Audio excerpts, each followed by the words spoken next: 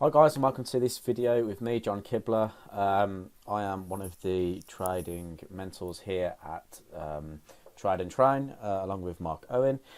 In this video, I'm going to just go through the Bollinger Band indicator, and I know I'm going kind of referring back to a few webinars ago when I spoke about maybe showing you this indicator, and a lot of you guys were interested in seeing this indicator. Now, a lot of the time we don't usually use indicators at all. If anything, we use a couple of moving averages, maybe an ATR for stock purposes.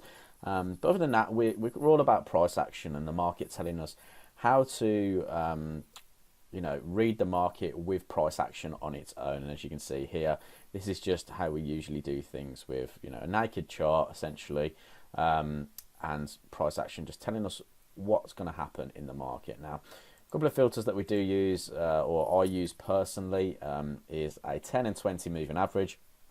The 20 is more for my entry. The 10 is just in a slight colour there that you might be able to see, just so I can easily identify a trend and how strong a trend is, essentially.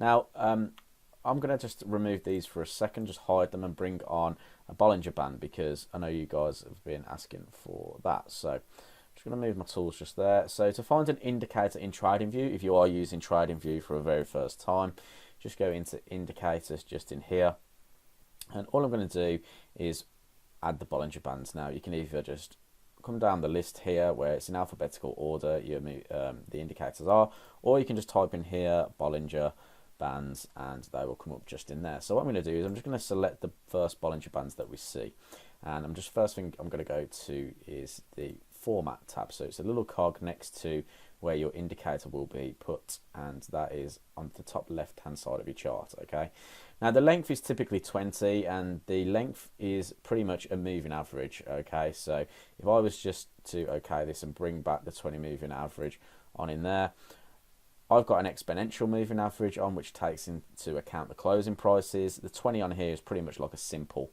20 moving average. Okay, so you can see that they're pretty close together.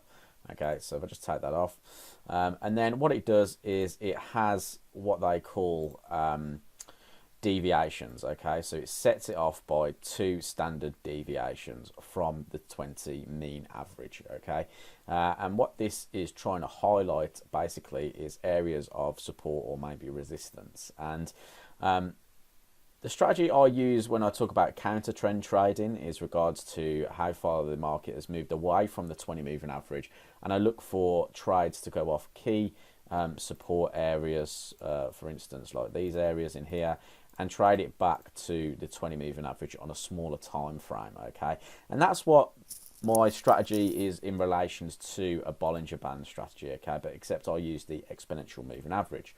Now, if you were looking into Bollinger Bands, essentially all you look to do is trade in between the bands, and that's this kind of standard strategy that people use. Okay, and again, it's very similar to like support and resistance. So people might short in and around the top of the bands, trade it back to either the middle or the lower part of the band.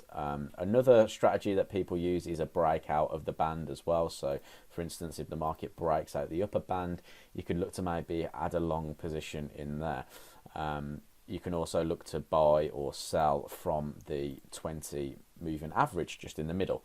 Now, to be honest, Bollinger Bands, again, I think it's just another indicator that you don't necessarily need, but you can use it if you were looking to add in certain filters to your trading strategy.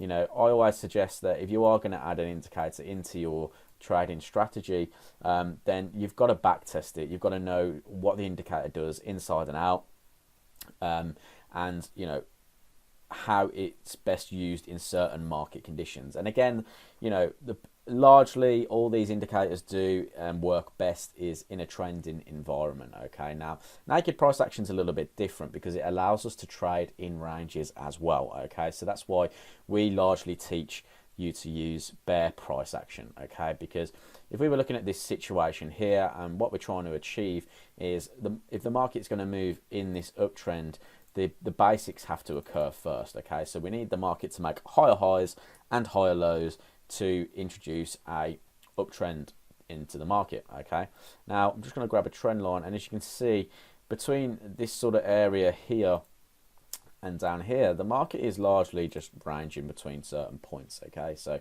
we make a new lower low, but then the market comes all the way back and tests this high area in there. The market then pushes lower. We don't get another lower low, so we don't have the downtrend scenario anymore. So we can't be selling through this area. And you can see with the Bollinger Bands, you do get some support areas just in there. Okay, but what we're ultimately waiting for is a breakout of this area. Okay, and it might even just be a little bit higher. So if I take that wick into account on the left hand side, if we get a breakout of this area, that's when we're looking to trade as price action traders. Okay, and as you can see, if I stretch it out, the market breaks out, we get the higher high conditions, it comes back, it retests, and then it moves to the upside. Okay, if you were looking at the Bollinger Bands at this point, you could look at potentially trading off the 20 just in there. And if I take these off and bring in my 20 moving exponential moving average anyway, you can see that it's come off at that 20 moving average and the market moved to the upside. Again, if you were looking at naked price action, all you're looking for is the higher high for it to retest this area of support, because if we can drag this back a little bit through there, you can see that it was support over here as well. Okay, so I don't want you to get too focused on an indicator, because likelihood is you'll get dragged into that indicator strategy only, and you won't be looking at the market conditions surrounding that indicator. So this is why we always suggest taking all indicators off your chart and looking at just simply price action, because it's going to tell you everything you need to know about what the market's doing anyway. Okay, now again, I have the two filters on the moving averages on as an entry technique, so I use the 20 moving average as an entry technique. But all I'm saying here is you don't need it. It's just one of my filters that I use to enter the market. And you can see that we've got good support there, nice resistance, nice resistance. As soon as we break out of the resistance, we have the opportunity to look for the resistance to act as support and move to the upside. You can see there's nice tennis ball action that we always talk about there. Nice doji candle just off that support there, and we get a higher high, higher close candle if I just move this up with nice bullish price action. So that suggests to me that the market is going to move to the upside, and there is an opportunity as an end of day trader to take a position on this market. Okay, now again, going through it all, why have we stalled here on a naked price action sort of scenario? Now, if I just put a line on here, first of all, of where the market was stalling in this little area here. Now, again, I'm going to drag back and I'm going to look left. What is at that point? Why is the market stalled there? And look, lo and behold, we have area of resistance there. It was support through here and support through here as well. So there's no other reason to look on a price action point of view for a buy opportunity, any kind of opportunity other than to buy, because you're at this area of support. Okay, so it's already dictated to us, we're making higher highs, that we should be looking for buying opportunities at areas of support. And you can see just in here, looking left, we've identified that area. Okay, now if I was just to remove all of these for a second and add that line back in again, just in there. If I was to bring the Bollinger Bands back on, you can see that the market was acting as resistance there, and a lot of people would have sold trying to sell it back to this area. It would have bounced up, potentially stopping you out, coming back down, and it just gets a little bit choppy in the Bollinger Band system. It then does come off the lower band and the support, so maybe that could be a trading opportunity for you there. But other than that, not really anything that I really take away from that. If I bring the 20 moving average on, it comes in a little, especially the exponential comes in a little bit lower at that point.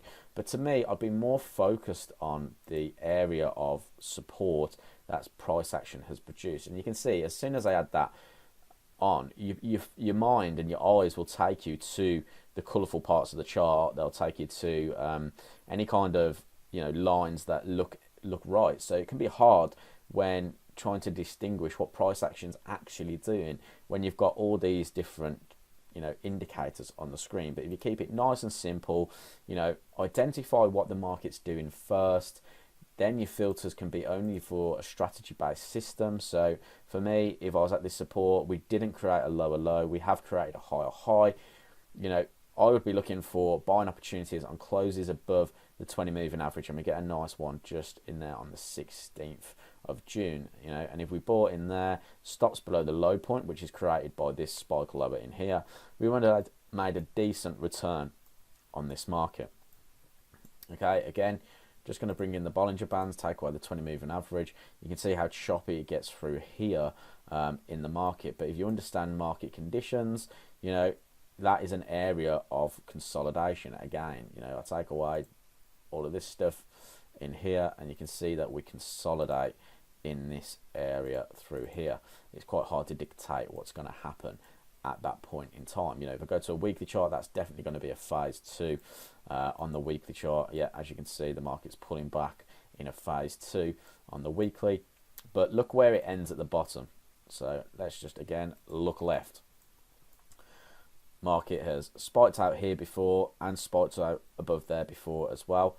If you go further back, let's see if we get anything in there as well. So I'm just going to look further back, and you can see around that area as well, you've got a little bit of support in there and some price action just happening over there as well. So this is a higher time frame. Again, look at your market conditions before you do anything. Pretty sure a 20 moving average would be jumping through there as well. Yep, there you go, does again. So, and then the market moves back into a phase 1 position. So try not to focus too much on Bollinger Bands. I know you guys, you know, some of you are looking for maybe adding an entry technique into the market, but what I'd like to say is before you even master any kind of entry techniques on these, you know, Bollinger Bands, master the market conditions first, because if you understand your market conditions, you will understand how to, you know, trade the market with your strategy anyway. Okay, so don't be too focused on what's happening here. You know, the only strategy I really look at or would look at if it was Bollinger Bands is if it reaches the bottom of a band and a support level, and you can see here we're at the bottom of the band there. We break out a little bit, but you know, you could be looking for potential buys through this area on a, you know, weekly phase 1. You could be looking at buys, you know, through these kind of points through there. But then again, when are you going to come out? So if you were taking trades through there and you're going to target the resistance band, you know, you're only getting like 1-to-1s, 2-to-1s, because your mind will be telling you, well, I should be selling from these points in here. When actually, if you look at the overall market condition, there's no reason to get out of that trade until it starts consolidating like this. And we all know that this area on here is a massive resistance area. That 1.25 is massive on euro US dollar. You can see over here with support, resistance. So it's more about finding what market conditions you are in. Are you at an area of support and resistance? What is likely to happen at that area of support or resistance? And then trading with just the market conditions in hand, because again, it's just so clear to see what's happening, you know, and it's all off the basics, the higher highs, higher lows, lower highs. Take all that into account, and if you get that right, then any strategy will work that you use, because you're finding the correct market conditions for your trade. Okay, so I hope this video has cleared up a few things. I don't want to put you off using the Bollinger Bands at all.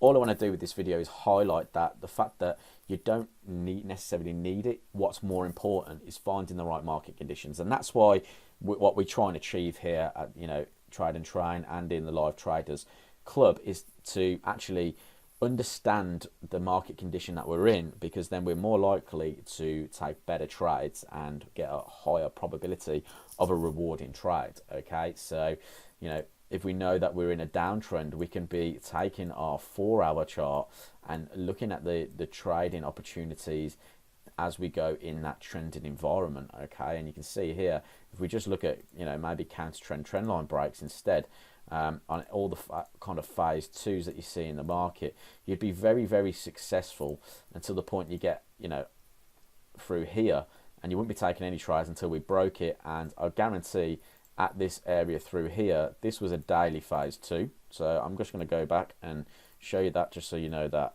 I'm talking about the right market conditions at this point.